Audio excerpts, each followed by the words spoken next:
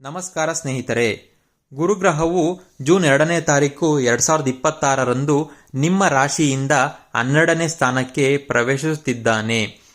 ಜ್ಯೋತಿಷ್ಯದಲ್ಲಿ 12ನೇ ಸ್ಥಾನವು ಖರ್ಚು, ವಿದೇಶ, ಆಧ್ಯಾತ್ಮಿಕತೆ ಮತ್ತು ಮೋಕ್ಷದ ಸ್ಥಾನವಾಗಿದೆ. ಆದ್ದರಿಂದ ಈ ಸಂಚಾರ ಸಿಂಹರಾಶಿಯವರಿಗೆ ಮಿಶ್ರ ಫಲಗಳನ್ನು ನೀಡಬಹುದು. ಉದ್ಯೋಗ ಕ್ಷೇತ್ರದಲ್ಲಿ ವಿದೇಶಿ ಅವಕಾಶಗಳು ಅಥವಾ ದೂರದ ಸ್ಥಳಗಳಲ್ಲಿ ಕೆಲಸ ಮಾಡುವ ಅವಕಾಶಗಳು ದೊರೆಯಬಹುದು. ಕೆಲವು ಜನರಿಗೆ ಉದ್ಯೋಗ ಬದಲಾವಣೆ ಅಥವಾ ವರ್ಗಾವಣೆಯ ಯೋಗವೂ ಇದೆ.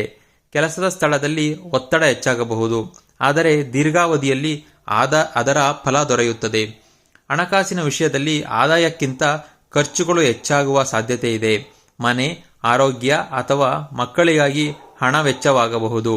ಹೂಡಿಕೆ ಮಾಡುವ ಮುನ್ನ ಸೂಕ್ತ ಪರಿಶೀಲನೆ ಮಾಡುವುದು ಉತ್ತಮ. ಕುಟುಂಬ ಜೀವನದಲ್ಲಿ ಸ್ವಲ್ಪ ದೂರದ ಭಾವನೆ ಅಥವಾ ಏಕಾಂತ ಅನುಭವವಾಗಬಹುದು. ದಾಂಪತ್ಯ ಜೀವನದಲ್ಲಿ ಸಂವಹನಕ್ಕೆ ಹೆಚ್ಚಿನ ಮಹತ್ವ ನೀಡಿ. ಸಣ್ಣ ವಿಷಯಗಳನ್ನು ದೊಡ್ಡದಾಗದಂತೆ ನೋಡಿಕೊಳ್ಳಿ. ಆರೋಗ್ಯದ ದೃಷ್ಟಿಯಿಂದ ನಿದ್ರಾಹೀನತೆ, ಮಾನಸಿಕ ಒತ್ತಡ ಮತ್ತು ಕಣ್ಣಿನ ಸಮಸ್ಯೆಗಳ ಬಗ್ಗೆ ಎಚ್ಚರಿಕೆ ಅಗತ್ಯ. ಯೋಗ ಮತ್ತು ಧ್ಯಾನ ಉತ್ತಮ ಫಲ ನೀಡುತ್ತವೆ. ಗುರುವಾರ ಅನ್ನದಾನ ಮಾಡಿ, ವಿಷ್ಣು ಸಹಸ್ರನಾಮ ಪಠಿಸಿ ಮತ್ತು ಹಿರಿಯರ ಆಶೀರ್ವಾದ ಪಡೆಯಿರಿ. ಒಟ್ಟಾರೆ ಈ ಸಂಚಾರ ಸಿಂಹರಾಶಿಯವರಿಗೆ ಆಧ್ಯಾತ್ಮಿಕ ಬೆಳವಣಿಗೆ ಮತ್ತು ಆತ್ಮಾವಲೋಕನದ ಸಮಯವಾಗಿದ್ದು, ಹಣಕಾಸಿನಲ್ಲಿ ಜಾಗ್ರತೆ ಅಗತ್ಯ. ಆದರೆ ವೈಯಕ್ತಿಕ ಜಾತಕ, ದಶಾಭುಕ್ತಿ, ಸರ್ವಷ್ಟಕ ಬಿಂದುಗಳು ಮತ್ತು ಇತರ ಗ್ರಹಗಳ ಸ್ಥಿತಿಯ ಆಧಾರದ ಮೇಲೆ ಫಲಿತಾಂಶ